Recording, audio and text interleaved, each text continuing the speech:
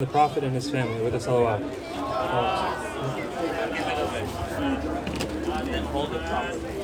Now we're here today, as we do in some way, shape or form every year, to commemorate Imam Hussain. Now the essential question we must ask ourselves every year, and the best way to propagate the message of Imam Hussain, is to ask, who is Hussain? To some, and to us, of course, he is a spiritual leader. He's the grandson of the Prophet. He is somebody that we revere every year for the sacrifice that he gave. To others, he was a scholar. To others, he was a revolutionary. To some of the individuals that we mentioned earlier on in the speeches, he was someone to look to as an example for what to do when oppressed and how to conduct yourself against the oppressor. But however you look at him, regardless of whether you see him as an infallible, regardless of whether you just see him as the grandson of the Prophet, regardless of whether you see him as a historical figure or somebody who started a rebellion, whatever you might say, this is an individual whose sacrifice is unlike any other that we have seen in history. Nowhere in the books that you will read or the articles that you may find will you find an individual who is willing to give absolutely everything for the way of Allah, who is willing to give absolutely everything he had for the greater good of humanity. If we look at the sacrifice of Imam Hussain, we see an individual who went with his family, his closest family, his companions, into a region where he was alone. He was faced against the trial of being against 10,000, more than 10,000 individuals. And this was somebody that did not abandon his values for even one moment. We can look to this sacrifice in whatever lens you want to look at and learn something new every single time.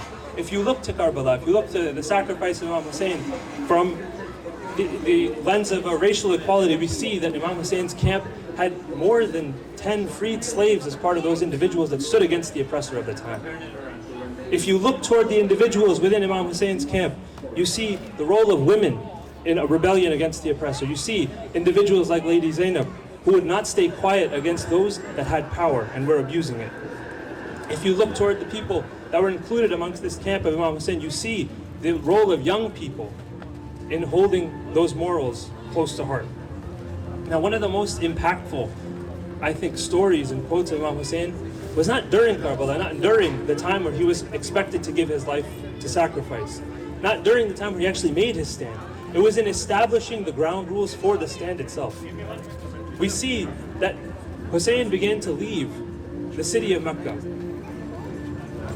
And when he began to leave, because he didn't want to start any sort of violence or bloodshed within the city of Mecca, people began to question him. They said, why are you leaving this area? You haven't done your pilgrimage, you haven't conducted your religious duties.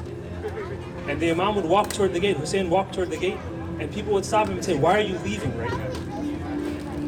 You're going towards your inevitable demise. If you leave right now, if you leave this area, these individuals, the oppressors, they will find you and they will kill you along with your family. And Hussain says something beautiful. He says that every day Allah manifests himself in yet another wondrous way. This is an individual that is going inevitably toward a situation where he'll be hungry and thirsty, where he will die defending his principles. And yet what he first does, as he said, every day, God manifests himself in a way that is even more beautiful than the last. This is an individual that in his last days on this earth is still remembering the beauty of our world, the beauty of our Lord. He then says that if destiny goes with what we favor, then we will have gratitude and we will thank Allah. But if destiny denies our hope and we are met with an unfavorable outcome, then those with pure intentions and sincerity will indeed be successful. So this is an individual that understands that those values that he has are worth absolutely everything in this world and more.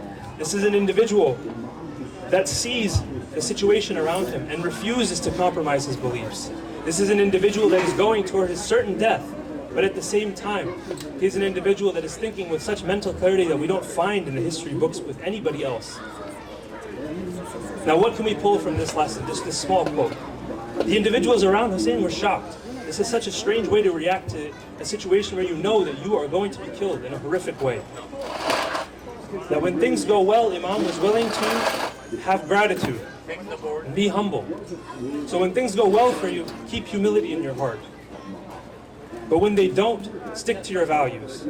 Find ideals that you're passionate about. Speak up for the oppressed, regardless of what the price might be. Because as long as you're sincere and steadfast, you have already won. It doesn't matter if you're the only individual against 10,000 or if there are 10,000 of you versus only one individual. Regardless of the numbers, your values determine the winner of the situation. Hussein's message is this, that thousands may stand against you. You may be put in a situation that is not ideal. You may be put in a situation that is hurtful and harmful for you and yourself. But your values, your humanity, are worth absolutely everything in this world and more. Salawat.